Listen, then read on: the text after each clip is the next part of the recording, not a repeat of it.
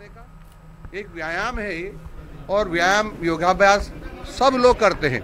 कोई किस प्रकार का योग करता है, कोई किस प्रकार का योग करता है, लेकिन हमें एक तरह का समान हो, और इसलिए मैंने सभी विद्यालयों में 15 फरवरी के दिन एक साथ सूर्य नमस्कार करने का निर्देश दिया है। मंत्री मदन दिलावर कहाँ जाएंगे कल? मदन दिलावर जयपुर शहर में ही सूर्य नमस्कार करेगा कल।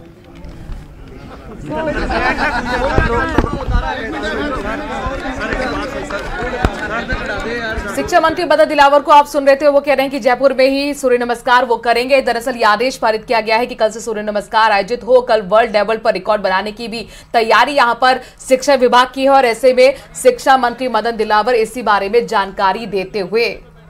और आज इन औचक निरीक्षण पर सरकारी स्कूल में गए थे, जहां पर अधिकारी हड़कंप तो मच गया, लेकिन स्वागत सभा के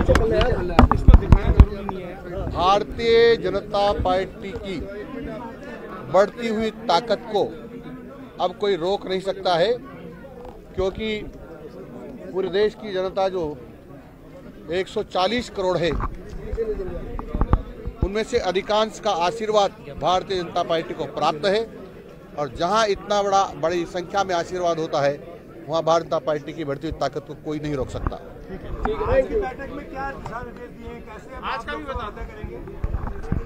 संक्षिप्त में यह है कि 25 मंत्री मदन दिलावर को आप सुन रहे थे पार्टी के मजबूती को लेकर, और ये आपको जयपुर से सीधे तस्वीरें दिखा रहे हैं, जहां बीजेपी की प्रेस कॉन्फ्रेंस आपको नजर आ रही है। सीपी जोशी के साथ साथ कर्नल राज्यवर्धन सिंह राठौर, सतीश पुनिया भी मौजूद। बीजेपी की प्रेस कॉन्फ्रेंस, शिक्षा मंत्री मदन दिलावर को आप सुन रहे थे। चलिए खबरों में आगे बढ़ते हैं और राष्ट्रपति द्रौपदी मुर्मू के दौरे की बात करते हैं। दरअसल 2 दिन के दौरे पर राजस्थान पहुंची हुई हैं राष्ट्रपति, और मेहंदीपुर बालाजी में आज पहुंचकर उन्होंने दर्शन किए। राष्ट्रपति के यात्रा कार्यक्रम को लेकर बालाजी मंदिर में विशेष बंदोबस्त भी किए गए। दर्शन के बाद राष्ट्रपति बेड़ेश्वर धाम के लिए रवाना हुई। यहां हेलीपैड पर असम के राज्यपाल गुलाबचंद कटारिया, मुख्यमंत्री भजन लाल शर्मा उनका स्वागत करने के लिए पहुंचे हुए हैं। और इसके बाद राष्ट्रपति द्रौपदी मुर्मू हरि मंदिर में दर्शन करेंगी। महंत अच्युतानंद महाराज बड़ेश्वर धाम के महत्व और आस्था के बारे में जानकारी देंगे राष्ट्रपति द्रौपदी मुर्मू को। महामहिम द्रौपदी मुर्मू बड़ेश्वर धाम पर आयोजित होने वाले लखपति दीदी सम्मेलन में हिस्सा भी लेंगी। मुर्मू का आज दौसा के मेहंदीपुर बालाजी का दौरा रहा है। करीब 1.5 घंटे तक वो मेहंदीपुर बालाजी में रही हैं और बालाजी महाराज के दर्शन किए गए हैं। और आज जो राष्ट्रपति द्रौपदी मुर्मू के दौरे के चलते मेहंदीपुर बालाजी में भव्य सजावट की गई है। आप तस्वीरें देख सकते हो, चारों तरफ पूरे मंदिर को दुल्हन की तरह सजाया गया है, और करीब 1.25 घंटे तक यहाँ बैठकर उन्होंने पूजा में शामिल हुई है, और करीब 1.5 घंटे तक वो यहाँ पर मेहंदीपुर बालाजी में मौजूद रही है। और अब हेलीपैड पर उनका काफिला पहुंचने के बाद हवाई मार्ग से वो रवाना। और खबरों में आगे बढ़ते हुए बताते चलें कि मुख्य सचिव सुधांशु पंत लगातार एक्शन मोड में हो। आज उन्होंने परिवहन भवन का औचक निरीक्षण किया, और इस दौरान मुख्यालय पर कई अधिकारी नदारद मिले। सीएस के निरीक्षण के दौरान एक महिला उपायुक्त और कुछ अधिकारी ही थे जो टाइम पर ऑफिस में पहुंचे हुए थे। अपने निरीक्षण के दौरान सीएस ने सभी कक्षों में फाइलों को खोलकर उनकी जांच की, अधिकारियों से जवाब तलब भी किया। परिवहन मुख्यालय में मिले अव्यवस्थाओं पर सीएस ने मौजूद अधिकारियों से जवाब भी मांगा। परिवहन भवन से जाते समय सीएस ने व्यवस्थाओं पर गहरी नाराजगी भी जाहिर की है। तो सुधांशु पंत लगातार एक्शन मोड में नजर आ रहे हैं, चाहे वो लंबित फाइलों पर अधिकारियों से जवाब की बात हो या अव्यवस्थाओं पर नाराजगी जताने की बात हो, हर जगह पर एक्टिव सुधांशु पंत।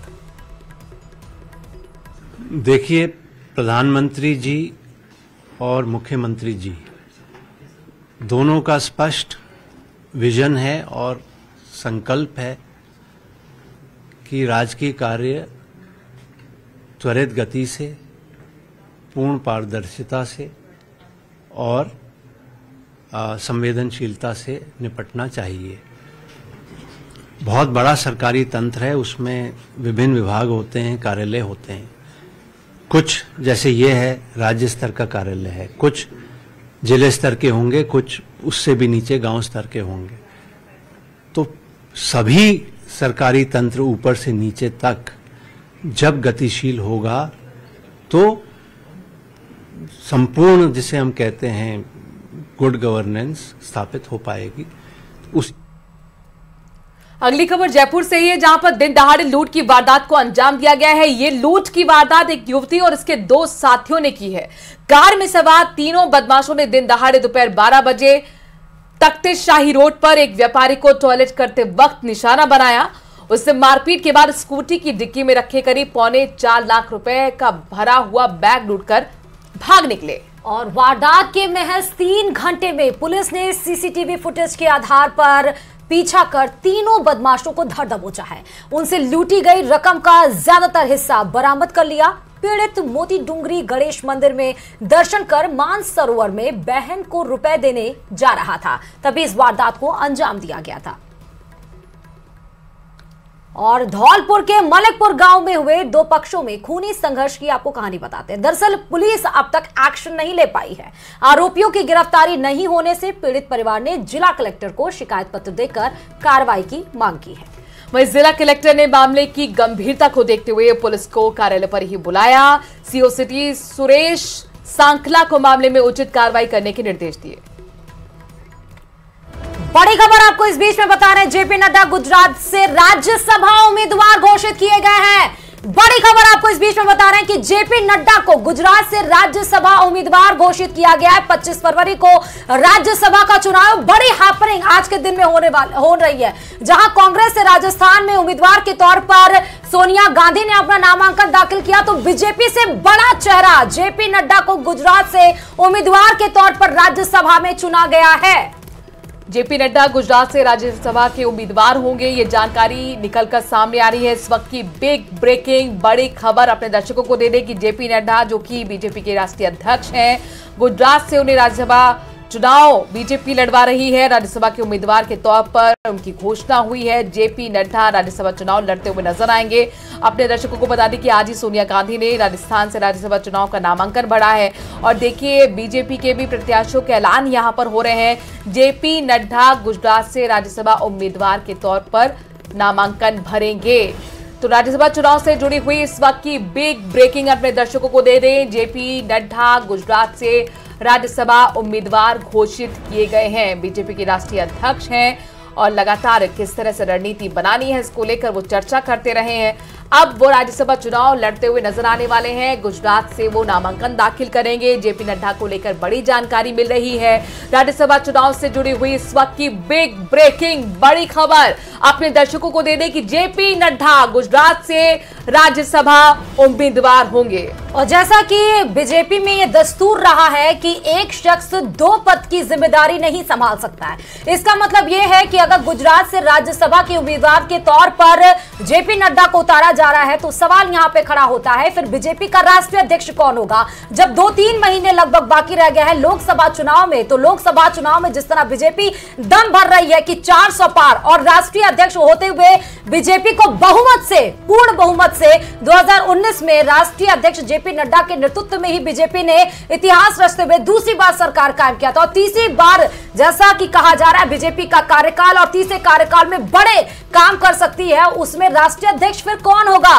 3 महीने तक बागडोर कौन संभालेगा? यह भी एक बड़ा सवाल है। मनु जी, बिल्कुल, यहाँ पर अब जेपी नड्डा के बारे में जानकारी ये मिल रही है। बीजेपी की एक और लिस्ट जारी हो गई। देखिए, वो लिस्ट भी लगातार न्यूज 18 राजस्थान अपने दर्शकों को दिखा रहा है। ये तस्वीर आप उस लिस्ट की देख रहे हैं जिसमें अशोक चौहान को भी महाराष्ट्र से उम्मीदवार बनाया गया। अशोक चौहान जो कि पूर्व मुख्यमंत्री रहे हैं, कांग्रेस का बड़ा चेहरा रहे हैं, उन्होंने हाल ही में कांग्रेस छोड़ी और बीजेपी के दामन थामा। तब से लगातार चर्चा हो रही थी क्या वो राज्यसभा का चुनाव लड़ेंगे, और ये तस्वीर भी साफ हो गई। अशोक चौहान को महाराष्ट्र से उम्मीदवार बनाया गया है बीजेपी की तरफ से राज्यसभा चुनाव के लिए। और एक बड़ा चेहरा, अब जेपी नड्डा का नाम भी सामने आ रहा है। गुजरात से वो राज्यसभा के उम्मीदवार घोषित किए गए हैं। एक और लिस्ट जारी की गई है बीजेपी की तरफ से, जिसमें बड़े चेहरे सामने आए हैं। अशोक चौहान, यानी कि कुल मिलाकर अगर ये माना जाए श्रुति कि बीजेपी कहीं भी कोई भी मौका नहीं छोड़ना चाहती कि थोड़ा सा भी यहाँ पे लूप होल रह जाए, और इसीलिए महाराष्ट्र से अशोक चौहान और जेपी नड्डा गुजरात से राज्यसभा उम्मीदवार। और जेपी नड्डा गुजरात से जहां राज्यसभा उम्मीदवार घोषित किए गए, सीधे लेकर चलते हैं कि प्रधानमंत्री नरेंद्र मोदी क्या कुछ बोल रहे हैं वो आपको सुनाते हैं।